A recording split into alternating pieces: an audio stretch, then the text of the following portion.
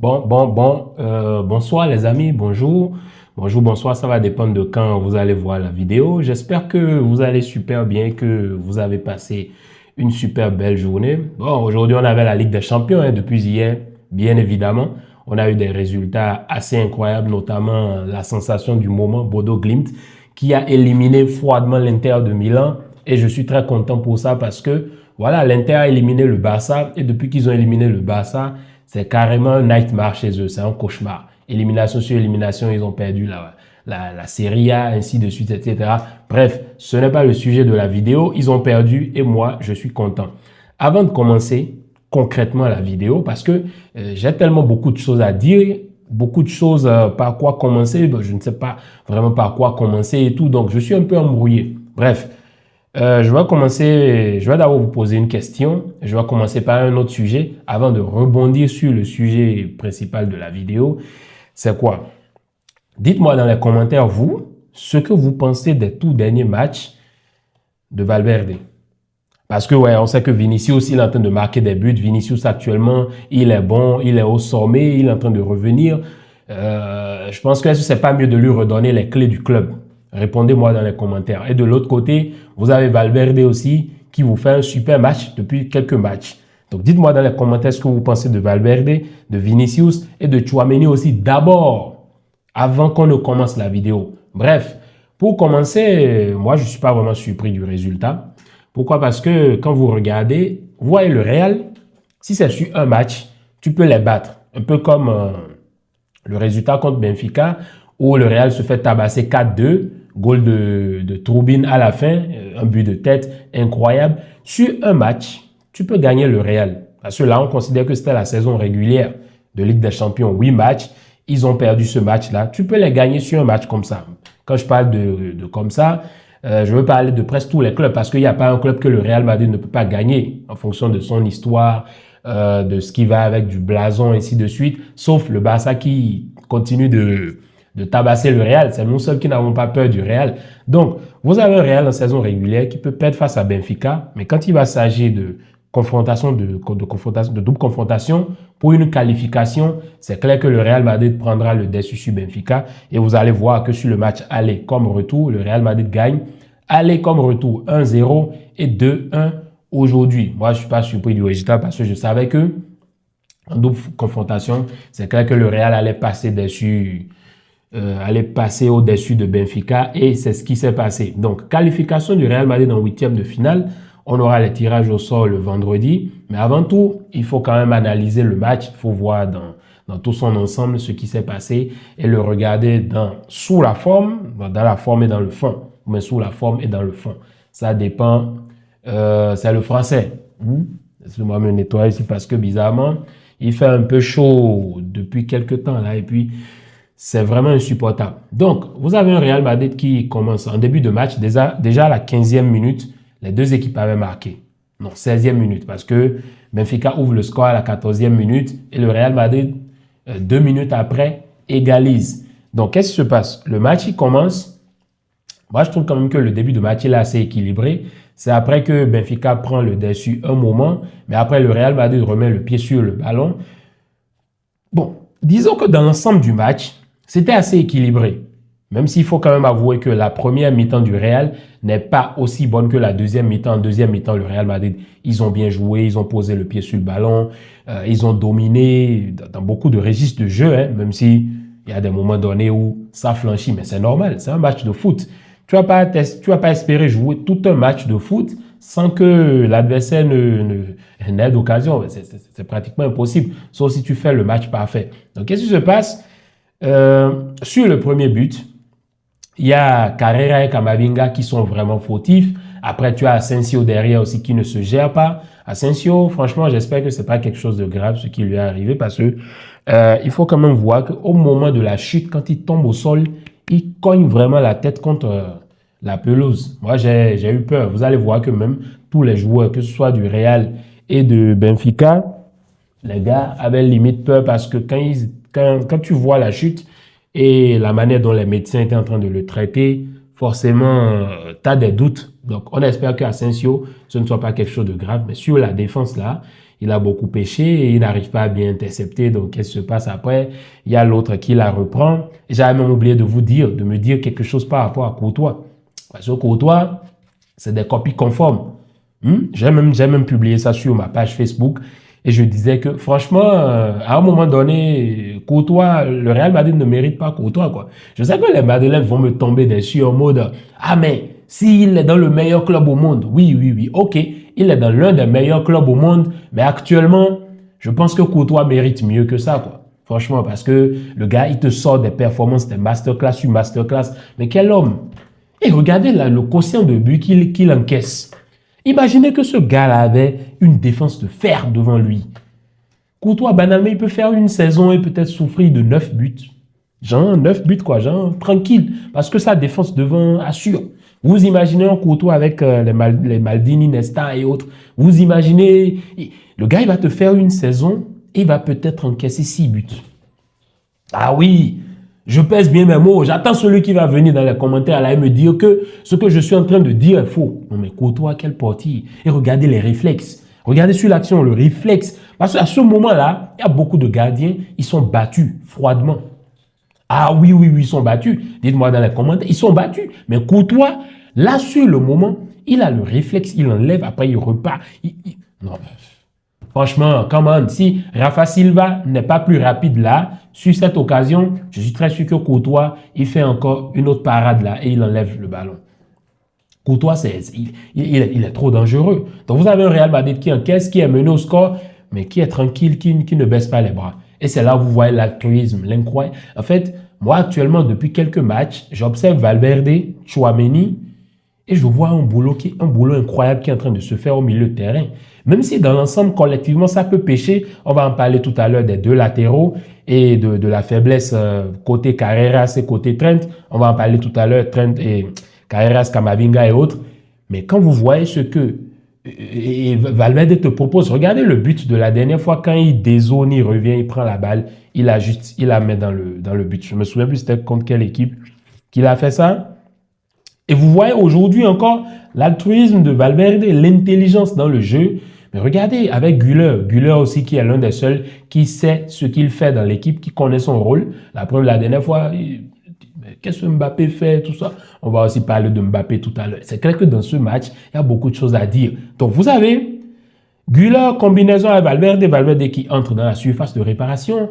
Il voit qu'il y a trop de gars en rouge là. Qu'est-ce qu'il faut faire? Non, il peut pas s'entrer à ras de terre comme ça. Il faut la remettre dans la surface. Il faut faire un centre en retrait. Donc, centre en retrait et Tchouaméni qui n'a juste venir qu'à l'ajuster et ça rentre. J'ai vu que l'homme du match a été donné à Tchouaméni. C'est pas démérité, hein, non plus. Mais si Valverde dans ce match, il termine homme du match, MVP à la fin, personne ne peut dire non, pourquoi Valverde termine MVP? Non, parce qu'il te délivre un match de malade mental. Il fait un grand match, un gros match. Et depuis quelques matchs, il est en train d'aligner des performances, pas en dents de scie, mais exponentielles, quoi. C'est incroyable. Regardez même quand il y a le changement et il est du côté gauche. Là, c'est le but de Vini. Intelligemment, il apprend, il voit que le profil gauche, il est libre. Intelligence de jeu, tac, il envoie à la profondeur et Vinicius qui n'a jusqu'à aller et ajuster et marquer le but. Vous voulez quoi de plus? Maintenant, le problème, c'est quoi? Qu'est-ce que les autres qui sont dans l'équipe là, attendent pour se remettre au niveau? Je veux parler des latéraux. Par exemple, aujourd'hui, dans la dualité, la complémentarité entre Camavinga et Carreras, mais c'était piteux. C'était piteux, ils se sont fait manger les duels. Bon, à part quand après Camavinga sort et tout, en deuxième mi-temps où ils se sont repris, mais les duels, les gars gagnaient les duels sur l'aile de Carreras et Camavinga. Les gars n'arrivaient pas à s'entendre pour pallier au pressing et tout. Moi, j'ai pas vraiment compris. Éclatasse la performance de Camavinga et de Carreras. Moi, j'ai pas apprécié. Vous dites-moi dans les commentaires. Peut-être que moi, j'ai peut-être vu un autre match, mais je n'ai pas du tout apprécié. Et de l'autre côté, vous avez Trent qui vous aligne les centres sur des centres, des centres qui ne se concrétisent pas. Des centres qui ne vont nulle part. Des centres qui sont mal centrés. Voilà. Pour faire de la tautologie. Les centres de Trent aujourd'hui n'étaient pas bons. Heureusement que dans le jeu, et déjà, j'aimerais souligner qu'aujourd'hui, Benfica, quand il rentre dans le match, Heureusement que Benfica n'exerce pas un pressing haut et constant durant tout le match, parce que vous allez voir les sorties de balles, c'était quand même fluide. Côté Madrid, ça arrivait à sortir tranquillement, plus calmement et tout, parce que Benfica, dans le pressing haut, ce n'était pas dans leur tactique de jeu, en vrai, de jouer comme ça. Donc, les sorties de balles, c'était bien. Les réajustements en défense n'étaient pas du tout bons, parce qu'à des moments donnés, tu vois un Rudiger qui n'était pas très serein, Asensio qui parfois allait au contact, au duel, parfois il allait après le centre pour aller dans des duels et tout. C'était un peu compliqué, mais heureusement que devant, tu as Tchouaméni qui te fait un bon match, et Tchouaméni qui est concentré et qui a une lecture qui, pour moi, actuellement, il a une meilleure lecture. C'est vrai que quand tu vois les joueurs du Real, les joueurs qui sont passés par le Real à son poste, franchement, Tchouaméni, il est loin du niveau. Mais bon, on accepte ce qu'il y a là actuellement. Et ce qu'il y a là actuellement pour les côté Real, les fans du Real, c'est Tchouaméni. Et quand tu vois qu'il arrive à s'en sortir dans les matchs, surtout placé devant la défense, moi, je trouve quand même qu'il faut applaudir, quoi.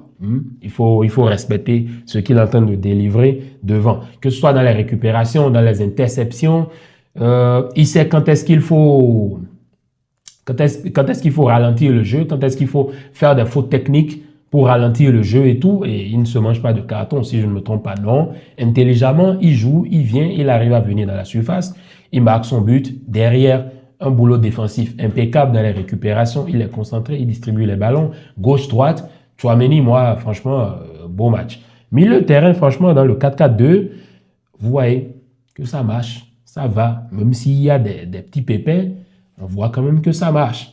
Maintenant, en attaque, ce que j'aimerais souligner, qui m'a beaucoup dérangé, c'est que vous allez voir que sur certaines opportunités, Gonçalo, oui, que j'ai pas trop aimé aussi sa performance, je m'attendais plus de lui. Pourquoi? Parce que vous allez voir, il y a certaines séquences de jeu où Vinicius allait tout seul dans la surface. Vinicius, on va en parler tout à l'heure. Et vous avez d'abord Gonçalo qui n'arrivait pas à attirer les défenseurs, à créer le démarquage, à attirer les défenseurs et à suivre le jeu pour pouvoir attirer les défenseurs vers lui, pour que Vinicius puisse progresser dans la surface. Parce que j'ai remarqué que jusqu'à 2-3 fois, Vinicius attaque, il va seul, mais tu ne vois pas un Gonçalo Garcia qui vient apporter cet appui-là pour attirer au moins 2 défenseurs de l'autre côté, pour libérer l'espace, pour que Vinicius puisse, voilà, avec son potentiel en 1v1 et en 2v1, qu'il puisse manger les défenseurs et aller marquer le but dans la surface. Le but dans la surface. Donc, là, Gonçalo, il a pêché. C'est compliqué parce que tu as tes minutes. Mais bon, Mbappé n'est pas là. Tu as tes minutes, mais tu ne profites pas vraiment dans un match, dans un soir de Ligue des Champions. On ne va pas lui en vouloir. Tous les matchs ne se ressemblent pas. Mais bon, il aurait quand même pu faire plus dans ce match. Donc, vous avez un Vinicius qui marque aussi un somptueux but et qui a créé du désordre sur l'aile. Les duels, il va, il te mange. 1, 2, tac, tac. Moi, à un moment donné, j'entendais des sifflets sur Vini. Je me suis dit, mais attends, c'est quoi? C'est le Bernabéu qui siffle Vinicius? Et c'est après, je vais dans mon groupe et tout, je demande, mais les gars, vous n'entendez pas que les gars sifflent Vini? C'est là, les gars me disent non, que c'est les fans de Benfica qui sifflent Vini. Et moi, à un moment, ça m'étonne parce que 4200 supporters du Benfica qui viennent au Bernabéu et qui arrivent à élever la voix plus que les supporters du Bernabéu qui sont présents. Ça m'a rappelé Francfort-Barça. En Europa League, c'était inacceptable que des gars viennent d'ailleurs et viennent chez nous. Et c'est comme s'ils étaient à domicile. Ils ont clairement envahi Je pense qu'à l'époque, c'était le Montjuic. C'était le Montjuic, je crois. On était toujours au Montjuic. Ouais. Ça, c'est pas possible. C'est-à-dire qu'il ne faut pas permettre au Bernabéu. 4200 personnes dans un stade où il y a d'une capacité de plus de 88 000 ou 86 000. Donc, je suppose que le reste, c'est vous qui êtes là. Et comment vous n'arrivez pas à les éteindre avec le bruit? Bref, ça, je n'ai pas apprécié par contre. Mais bon, le Real Madrid qui se qualifie, Vinicius qui fait un super match incroyable, il marque un but, profondeur, il encara, il rentre, plat du pied, il ajuste. Qualité, absolute cinéma. Franchement, moi, c'est un beau but de Vini. Et le Real Madrid qui se qualifie. Même s'il y a des choses à améliorer côté défense, franchement, sur les ailes, je trouve que les ailiers du Real Madrid pêchent trop. Et même dans la défense, c'est pas aussi serein que ça. Parce que, en face, si tu avais une équipe plus sérieuse, peut-être que tu prends le tarif.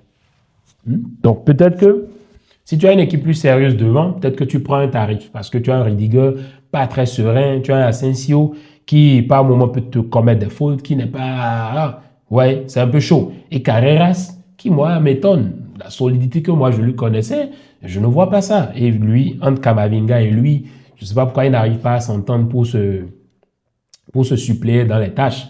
Donc, forcément, c'est un peu compliqué. Mais un Real Madrid qui est mieux avec le 4-4-2. Bref, si je parle encore maintenant, les fans, les pros de Mbappé viendront m'insulter. Ils vont me dire, oh ouais, Mbappé, c'est ci, Mbappé, c'est ça. Mais bon, je laisse ça en suspens. Parce que si je parle maintenant, après, quand ça va revenir, ça va commencer par aligner les trucs. On va me dire, oh, voilà, toi qui parlais et tout. Je vais attendre encore quelques matchs. Vous voyez? Et là, maintenant, quand je vais venir, je vais planter RS, je vais mettre ça sur la table, comme on dit. On va voir ce que vous allez dire. Bref, qualification du Real, n'oubliez pas de me dire dans les commentaires vos tops, vos flops. Qu'est-ce que vous pensez de Valverde, de Tchouaméni, de Vinicius et de Courtois? Sinon, pour moi, Courtois, il mérite un meilleur club. Hein. Je sais que ça va vous faire mal, mais il mérite un meilleur club, quoi. Franchement, Courtois, tu le mets dans... Soit tu crées un autre club carrément et tu mets les meilleurs joueurs avec lui, quoi. Ouais, c'est vrai qu'il y a les meilleurs joueurs au Real, mais bon, créer un club de galactique, vraiment de galactique, quoi, comme dans Football Galactique. Et vous mettez Courtois là-bas et il t'encaisse peut-être 5 buts dans la saison. Bref, c'était tout ce que j'avais à dire dans la vidéo, les gars. Bien de choses à vous. N'oubliez pas aussi de me parler de Bodo Glimt, des bandits qui ont un coach qui était un force des armées ou quoi, armée de terre ou bien de l'air, psychologue. Lui seul, il cumule je ne sais combien de postes. Les gars, franchement, ce qui va se passer dans cette Ligue des Champions, c'est autre chose. Hein.